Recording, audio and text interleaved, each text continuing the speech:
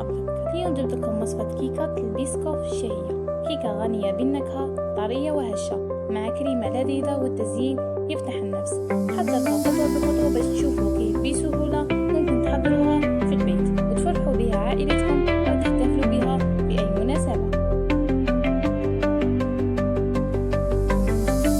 نبدأ بالمقادير. لدينا 200 غرام من الزبدة الطرية حوالي كوب، ملعقتين كبار حليب، 4 حبات بيض، كوب من السكر، 3 ملاعق كبيرة من الكاكاو المر ممتلئة، وكوب مع ملعقتين كبار فرينة وملعقتين صغار خميرة حلويات.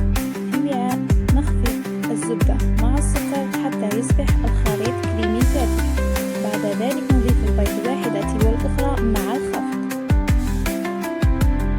في ماء آخر نقوم بوضع الكاكاو والفرينة وخميرة الحلويات، ثم نضيفهم للخليط بالدفعات.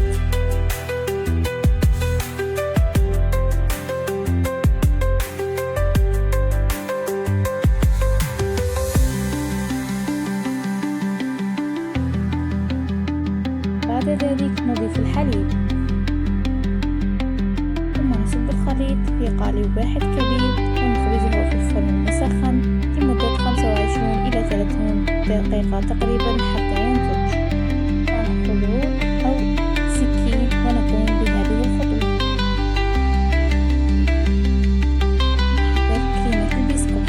لدينا 250 كريمة سائلة باردة مع ملعقتين كبار من سكر بودرة ونقوم بالخلط. ثم نضيف ملعقتين من كريمة سبريت بيسكوف الذي حضرتها في البيت، سوف أنزل الفيديو عن قريب. بعد ذلك قمت بتقسيم الكيكة إلى نصفين، ووضعت الطبقة الأولى من الكريمة وزينتها بالقليل من المكسرات مع شوكولا المذابة.